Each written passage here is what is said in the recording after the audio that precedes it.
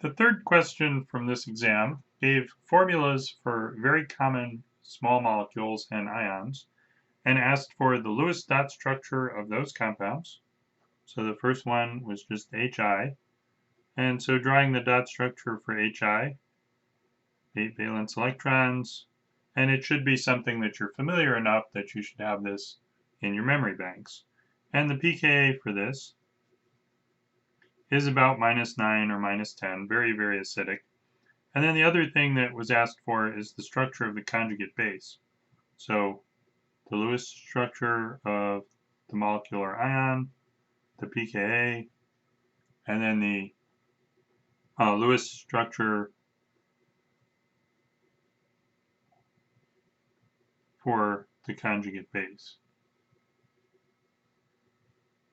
And this is mostly an exercise in removing an H+, leaving the electrons behind, and determining what the structure of the conjugate base is. You should remember what the pKa's for most of these things are, or at least something very similar, so that you can estimate the pKa's of anything new. So the conjugate base is iodide, and make sure whenever you're doing these to get all the valence electrons expressed, and if there's a charge, to express the charge. So Hi is neutral, hydroiodic acid or hydrogen iodide, and iodide is negative. And then the next one was an ion, Ch3 Nh3 Plus. And the structural formula tells us how to piece this together. You have the carbon with 3 hydrogens on it, then a nitrogen with 3 hydrogens on it, and there's a plus charge. And if you're familiar with ammonia and ammonium, the pKa of ammonium, which is hydrogen attached to a sp3 nitrogen, ammonium is about pKa 10. So the methyl group, instead of a hydrogen, isn't going to affect that much. So we'd expect somewhere in the neighborhood of pK equals 10. Now when we take off the acidic proton and leave its bonding pair of electrons behind,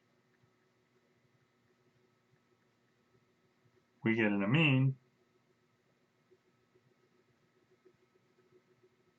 where the bonding electrons get left behind as a lone pair.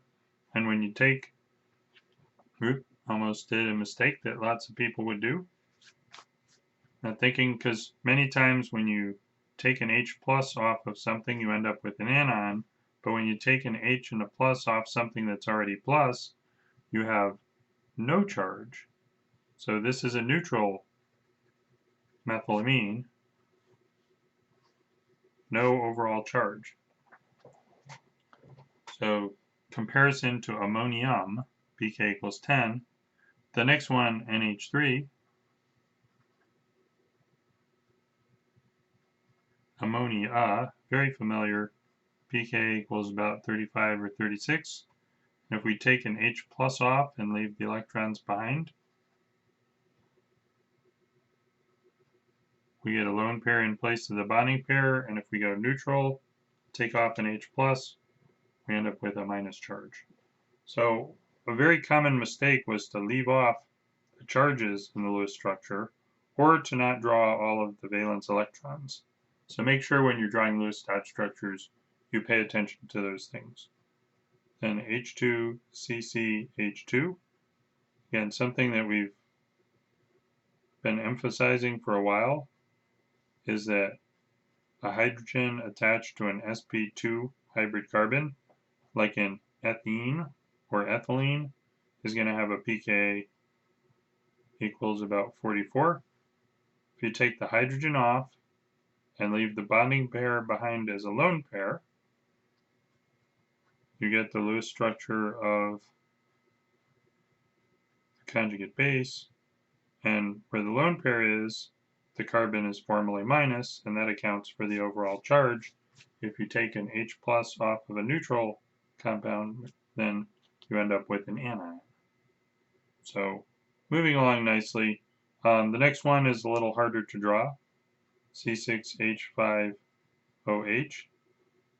And just to speed this up, I'm going to go ahead and draw the skeletal version of this, where I'm not going to draw every carbon and every hydrogen. I'm just going to draw it as a skeleton. Since it's about Halloween right now, the skeletal structure, a skeleton drawn there is totally appropriate. And don't forget that there are double bonds in the ring. So a lot of people forgot some of the valence electrons, as well as the lone pairs on the oxygen.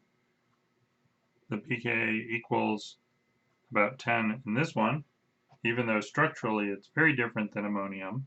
It has to have the same pKa. And then if we take off the acidic hydrogen and leave the lone pair behind, the bonding pair turns into a lone pair, then we'd end up with this as the skeletal structure, which would not have gotten full credit on the exam because it asked for Lewis dot structures. I would fill in a carbon in each of these places, and all the carbons that don't have the oxygen on would have a hydrogen. But again, just so you don't have to spend the entire afternoon watching a video, we're not going to do all the resonance structures of the phenoxide or phenolate, and we're not going to draw in every atom. But just phenol, pK equals 10. If you pluck off the acidic hydrogen and leave the bonding pair behind as a lone pair, you get the phenoxide or phenolate, which has that as an approximate dot structure. And then Ch3 Plus, good old hydronium, is something we should be very, very familiar with.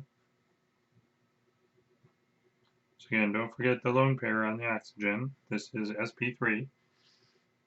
sp3 here. pK for this one equals minus 1.7. And then when we take off a hydrogen and leave a lone pair behind, we get good old familiar water. Again, neutral, pK equals 16.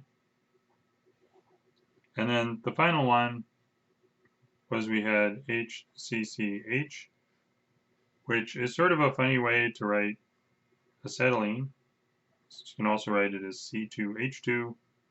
And if you put in the right number of valence electrons, or you just remember, the dot structure for acetylene is there's a triple bond and no lone pairs anywhere. The pKa of this one is 25. And then for the conjugate base, most of the molecule stays the same. We again pluck off the acidic hydrogen, leave the bonding pair behind as a lone pair. And if you have a neutral and you take off a positive charge, you end up leaving a negative charge behind.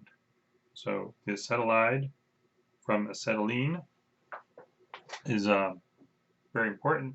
So there they are, the compounds, their dot structures, the pKa's of the compound, and by plucking off the acidic hydrogen, leaving the bonding pair behind as a lone pair, you end up with the structure of the conjugate base.